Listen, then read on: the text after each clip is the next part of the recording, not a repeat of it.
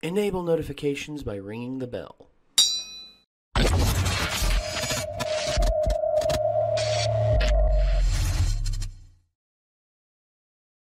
Okay. I know what a lot of you are going to say. I can already hear you typing down in the comment section. Are you not doing any more Channel Awesome content because of the controversy surrounding Channel Awesome? Yeah, no. Sorry. Yeah, I can hear it. Yep, there goes another one right there. Okay. So I know some of you, and you know what? I'm probably going to hear them in the middle of the reaction, too, because I guarantee you a lot of you skip straight to the reaction instead of actually hearing what we have to say. Thanks, Caleb. Thank you, Caleb. Thank you for that in the comment section down there. So, anyway, I'm just going to level with you. The reason why we took a break from doing reaction videos to the Nostalgia Critic was because, A, when we the first one we posted right after the controversy happened, got a whole bunch of downvotes, and it got a whole bunch of people asking the same question. Here's the thing. What is happening between... And there's been nothing but debate since then about whether or not Doug Walker has left Channel Awesome. Obviously, it's not true. A lot of people saw something that happened on his Facebook that says worked at Channel Awesome, and they interpreted that as him quitting Channel Awesome. Until Doug himself comes out and says something, there is nothing we can say or do that can clarify what is happening. What is happening at Channel Awesome is something that I have read up on. I have looked at various sources through Obscurus Lupa and and Fahnholz and their and the Google document and everything. Google document's a hell of a read too. It's a huge, huge read, and I read through a lot of it. And I will say this: a lot of the stuff that concerns Doug, I will say it's Doug going along with Mike strictly because I believe Mike owns the intellectual property rights to the Nostalgia Critic. It's because I think Doug's under a lot of pressure too because of what Mike essentially has against him. Mike has the Nostalgia Critic.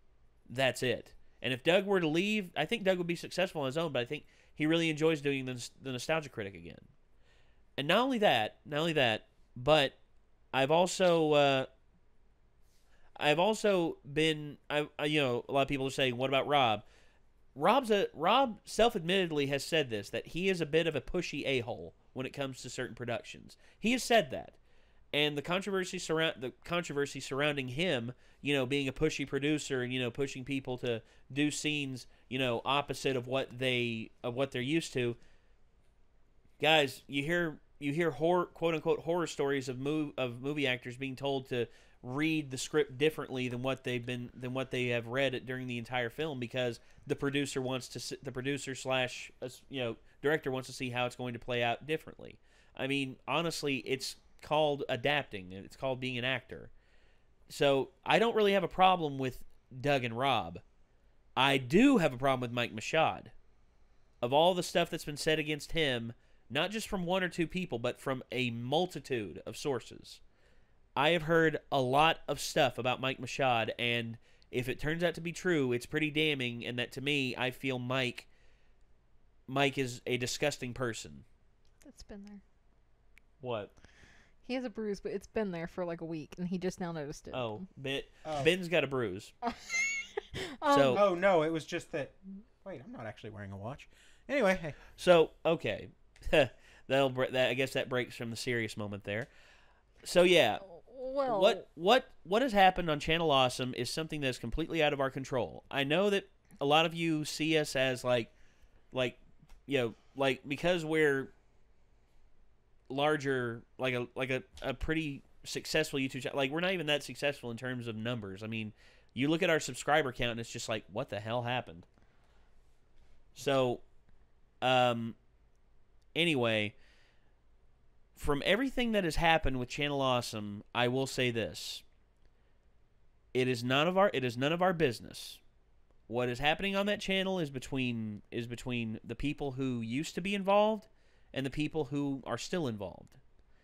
We are only outsiders who can look in on this, and I will say I will always support Doug Walker because he has always been a what? I would like to note that since the beginning, and still feel this way, we all know I am actually not a fan of anything Channel Awesome or Doug Walker. Yep. You like some of the Nostalgia Critic videos. I am here because I work here, not because I support Doug Walker. I don't think he's a good guy.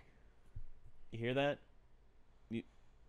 I don't care. That's a shit ton of downvotes. I don't care what they say about me anymore. Like, Good. Good. I am who I am. Here's the thing, Heather. I have think, my it's opinions. Heather, I think you're. You say you don't like Doug Walker. Why is that? I actually refuse to go into that list right now because we, like you said, already have a lot of controversy. I'm not going to get involved. I have Okay, reasons. after the video, then I'll ask you. You can look them up. You'll know. No, I won't know because... I'm talking to them. So, anyway, we're going to watch this Nostalgia Critic now that we've had a talk. Ben, I was just trying to clear the air with everybody so that everybody knows where we stand. And I guarantee you there's still going to be people who are asking what the hell, where we stand with all this and everything, even after this video because, they didn't watch the beginning. And, hey, that's your fault. If you didn't watch the beginning of the video, that is your fault, not ours. Also, to those of you suggesting we should just start writing down our thoughts and then talking about them in the video, at that point, we would just stop showing you the fucking video in our video and just have a discussion about the video. Yeah. And not play it at all, which would no longer be a reaction. It would be a discussion. Which is kind of what it already which is is anyway. already we what are it a is anyway. reaction/discussion channel. I mean, I you have look been at saying that forever. You look at the majority of our videos. I mean, honestly, they're long videos, and it's because we discuss beforehand, during, and after.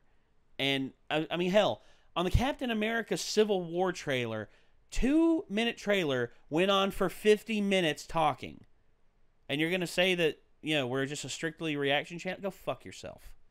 All right, and for those of you who say it's condescending, go fuck yourself too. All right. I'm gonna go get a Dr. Pepper. Go ahead and start it up. Okay. All right. I mean, honestly, it's as I've heard a lot of people say previously. Whenever you're doing good and people hate on you, I mean, you can either let it get to you, or you can just let it, or you can just move past it. I'm opting to move past it, and I'm just going to say, for those of you who don't like me, there's the back button. Use it. Go anywhere else on this amazing website and do whatever the hell you want with your life. I'm so getting there. Just if you don't like my my opinion, that's why I'm not you.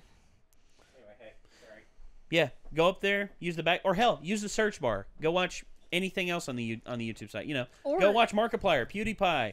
Go watch Jacksepticeye. Go watch Lur.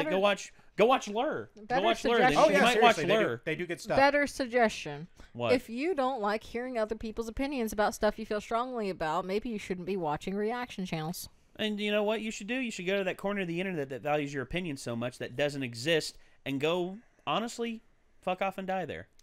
That's all I got to say. Is all your right. Dr. Pepper okay? Moving on. There's a T-Rex on my Dr. Pepper. Yes, That's, there is. Jurassic Park. World. Or Jurassic World, yes. Okay. Jurassic I World, love him. Fallen Kingdom. He goes Coming raw. out on my birthday. So I'm hey, that asshole that would fun. walk up and pet a dinosaur. Yes, I am. All right, so here we go. Ready? 3, 2, 1, go. Apparently the T-Rex honks like a goose. Oh. Yeah. No, seriously, that seems to be the prevailing. Hello, scientific I'm the theory. Nostalgia Critic. I remember it so you don't have to. It's no secret that Dr. Seuss films have had a bit of a checkered past. Dirty hoe. Curse it, who, Bill? Pretty goddamn bad, apparently. But the one film that everyone agrees is good, the least bad, is Horton Hears a Who.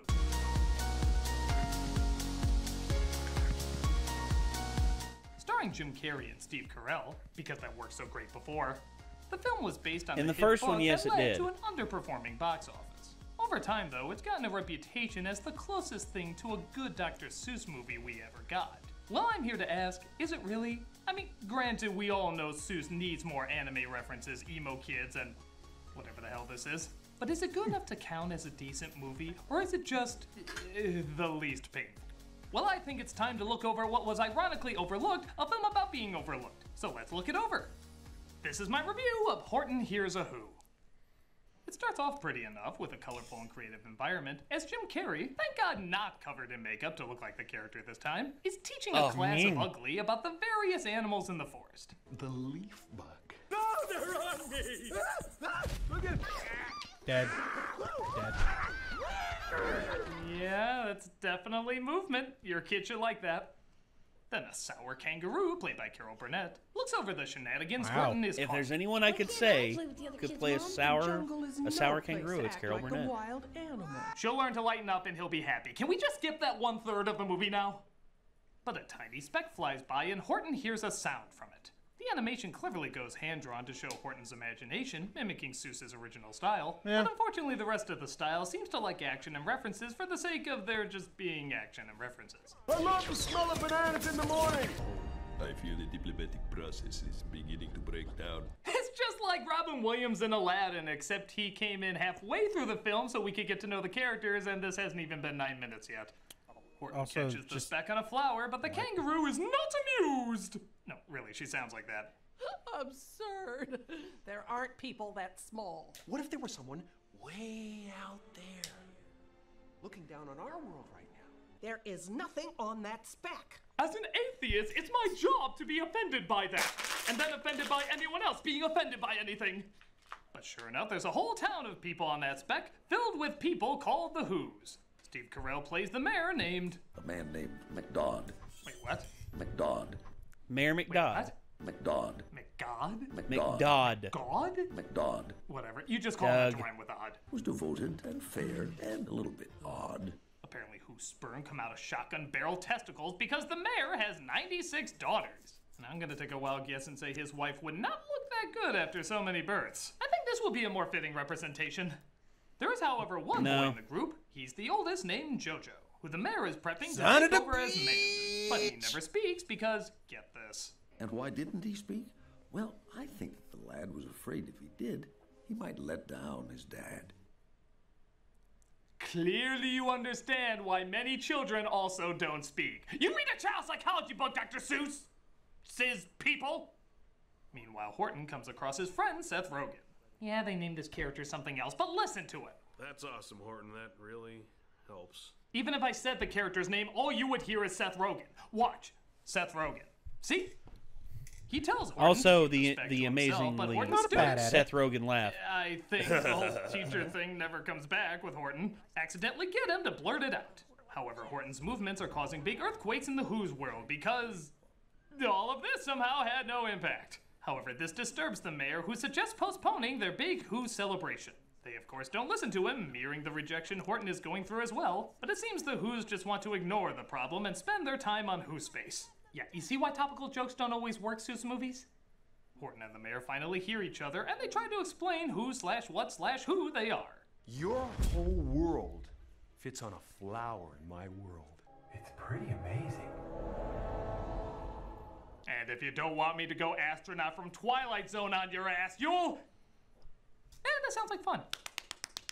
Realizing the danger they could be in, the mayor asks Horton to locate them a safer spot to be placed. Horton decides to put them at the top of a mountain, because those are safe as hell. But he decides to do it once again through hand-drawn animation. Oh cool, you mean like in Seuss's original style, like what you did before? Or South Park just made fun of anime at the time, I guess we can too. It is clear that you are no match for my technique. Hey!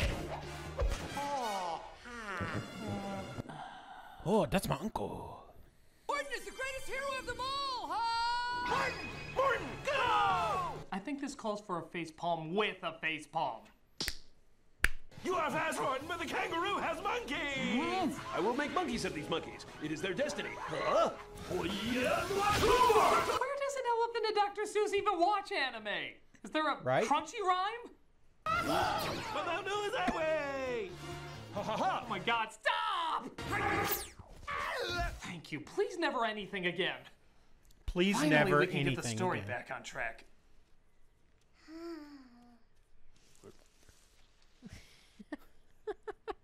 Do you need a break? I need a break. Let's Here's see a break. that again. Let's not. Must track. we?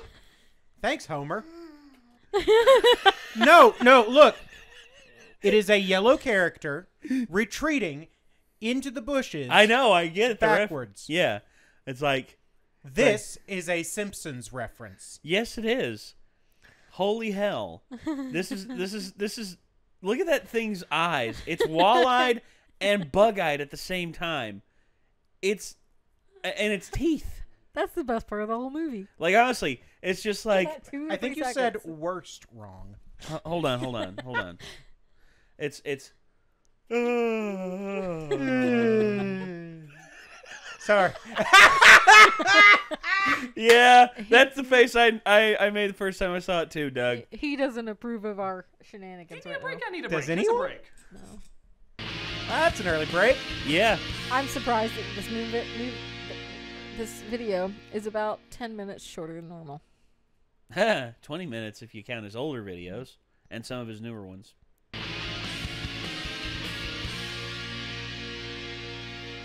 So Horton crosses a shaky bridge to get to the mountain as, once again, Horton's movements seem to only affect the environment around the mare.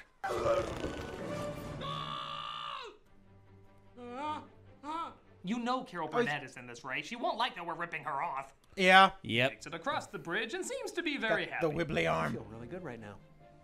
Maybe it's my new sense of purpose. You know, for a new sense of purpose, he sure does seem to do a lot of stuff with no purpose.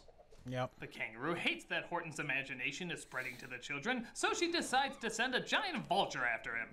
I will only do this for a price.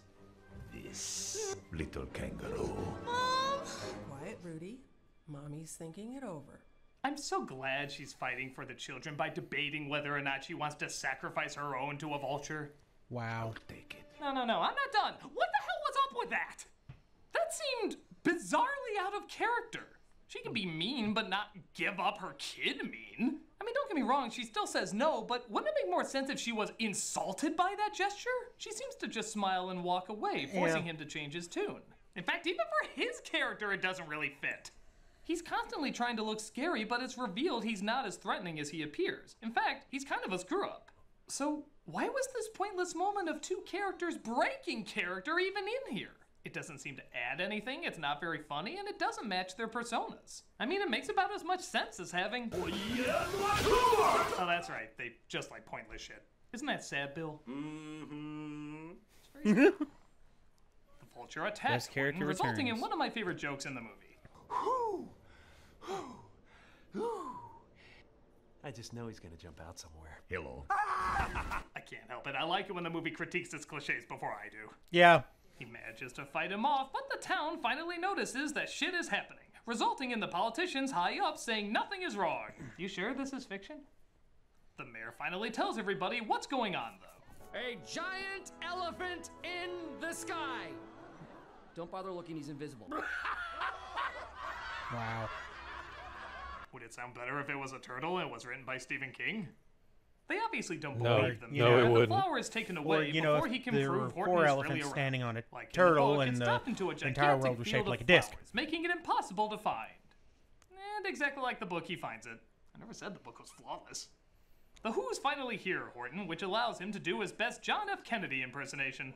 And we will put us back on Mount Newell before the end of this decade. There's a JFK in Dr. Seuss too. You know what? If there's a Who Christ, why am I questioning anything? The kangaroo finds out, though, and tries to rally everybody behind her. This is Horton we're talking about. You all know him. He wouldn't hurt a fly, except for that fly city he sat on. But he didn't do that on purpose. Huh, so in this version, Horton already killed a town of tiny living things. The crowd rushes towards Horton to take the speck away from him, so all the Who's try to scream to be heard. This leads to a musically and visually creative climax, resulting in all the various noises they can make. Sure enough, JoJo just happened to create a device in his off time to make the loudest noise in town. Yeah, sure. And JoJo, of course, sounds off the final sound, speaking for the first time, breaking the sound barrier. I don't know. Boo. But the animals finally hear it, and the kangaroo's son saves them and brings the flower back to Horton. Yeah. Well. Yeah, there's punk rock in Dr. Seuss, too. I don't care. Horton apparently is nice enough to even forgive the kangaroo.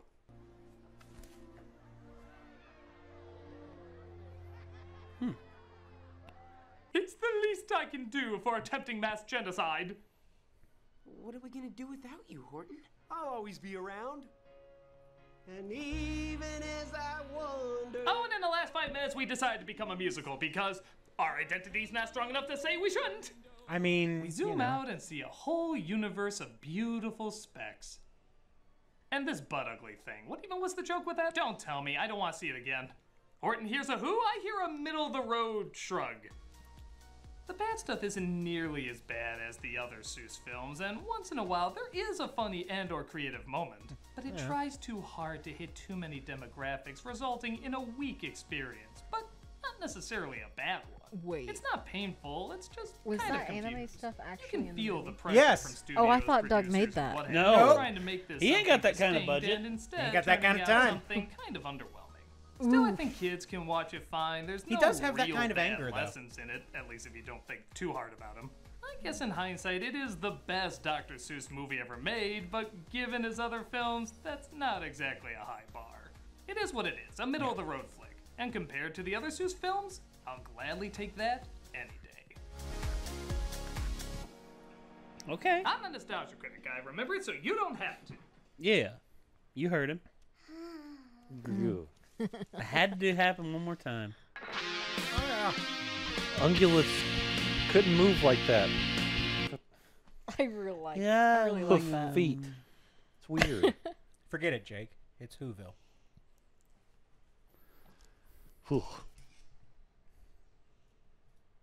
Okay. So, that was a thing that we watched. It sure was. That was real quick. Yeah, it was It's kind of refreshing. 11 minutes. That was... His editorials that he releases every other week are actually like really short and really to the point. Whereas his longer ones they involve skits, they also involve at a greater in greater capacity Malcolm and Tamara. Now Malcolm was in this, but only for like a short. He made a cameo essentially. Yeah. And realistically speaking, I wonder if the reason that this was so short compared to some of his other critiques is that he was trying to show that this one wasn't as bad. Yeah. Well, there's a lot of bad in The Cat in the Hat. There is a lot of there's bad. very little good in The Cat in the Hat. That's a much easier way to say it. Yeah, and there's not a lot of good in The Grinch. I'll say this, in terms of ranking them from worst to is worst to comparatively. I mean, best is a comparative term, not an absolute term. Worst Cat in the Hat. Above that, The Grinch. Above that, The Lorax, and above that, Horton Hears a Who. God, the Lorax. The sad part is the Grinch is considered to be, a good family every Christmas tradition movie. And those people, and there's a reason why Christmas is dying. What's Christmas? I know, right? It's Micah's birthday. No, it's not. No, it's not. No, I know. Jesus wasn't born during. Christmas isn't in the winter time. Why'd they move the day? Pagan holidays? Yeah, exactly. Oh, so someone actually asked me, and I know we shouldn't go here, but here we are. Since when do we not go places? They said on this couch. How? Actually, never mind. I just remember the answer, and I don't want to talk about it anymore. It was a dumb question that was supposed to not have an answer, but I remembered there actually is an answer. It's about Easter, just Oh, yeah. and how it floats onto different days of the month. Yeah. Yes. It's not a set date, and I think that's because they tried to accommodate that. It's what I'm trying to talk about. It's a particular.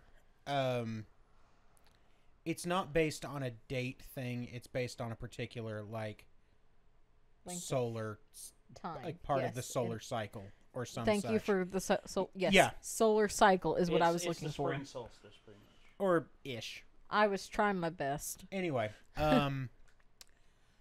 but yeah, no, this. God, I actually saw the Lorax in theaters. Why? Because Elena? no. Oh, this is before you met Elena. Because I was dragged there. By whom? Fighting. Were you there too, or was it? No, me and, I've never seen the Lorax. It was me and Booer, and we got dragged there by girls. Yeah. I think one of them was Joanna. So. Never saw it. Yeah, that's for the best. It was The not Lorax. good. The Lorax is not good. It was real Painful. bad. It's painful. I thought I remembered when that came out. I didn't see it, but I remembered people loving it. Wasn't it like real Look. big, like Frozen of its time? No, God, no. No, because Frozen actually is a good movie. It's just that people blew it up so much that people don't like it anymore. It got okay. But- Frozen was a movie that was fine that got overhyped. Yes. The Lorax was a shit movie that some people with bad taste hyped. Well, yeah, and also if you look at the overhyped. Yeah. And if you look at the critical appraisal of both films, Frozen has about a 90 average on Rotten Tomatoes, whereas That is the Lorax surprisingly high. Whereas the Lorax has about a 55. Now that also is surprisingly high. Now here's the kicker with that: the majority of the critics that said that they liked it have later recanted and said, "No, I've actually, looking, because a lot of the stuff in the film is glossed over and is replaced by stuff that honestly doesn't make sense and has nothing to do. Like, I looked at that movie and went, okay, I remember the actual book of the Lorax. I do too. How are they going to make a movie out of this? And the way they did it is by pulling in a bunch of stuff that doesn't actually matter at all. Or have any relevant... Case in point, the ending. Is it kind of like how they made the Emoji Movie? Except for with just emojis. The Emoji Movie, I don't even think I think the script writers killed themselves when they came up with the idea for that. The difference is Uh-huh. that one is a perversion of a decent creation, Mhm. and one is a horrifying creation that came out probably exactly the way they intended. Probably. I'll leave it to you to figure out which is which. Anyway. All right. But I actually had a 2 or 3 year old when Frozen came out and liked it. I mean, I didn't like it after the 5th time watching it, but it was good. Another interesting thing about Frozen was just like a lot of the detailing that they actually did in the computer generation. It's a very, very well done movie, and it has good messages. I think so too. Yeah. But anyway, so oh yeah, that. Yeah, this movie was, I mean, I haven't actually seen Horton Hears a Who. But I've seen it, and not bad, but I mean, I don't want to go watch it after watching that. It definitely could be worse, I would presume. Yeah. But anyway. So yep, now we're looking at No, don't say it. Don't mention. All right. So, once again everybody, that's going to do it. This was Nostalgia Critic Horton Hears a Who. So, if you liked what you saw, let us know in the comments down below. Or if you have questions or comments that you wish to relay to us, feel free to do that as well. And also don't forget to check out our Discord and our Patreon. And, of course, until next time, I'm Nate. Discord? I'm Ben. I'm Heather. Micah. And Chico's over here still asleep. Mm-hmm. And we'll see you later, everyone. Peace out.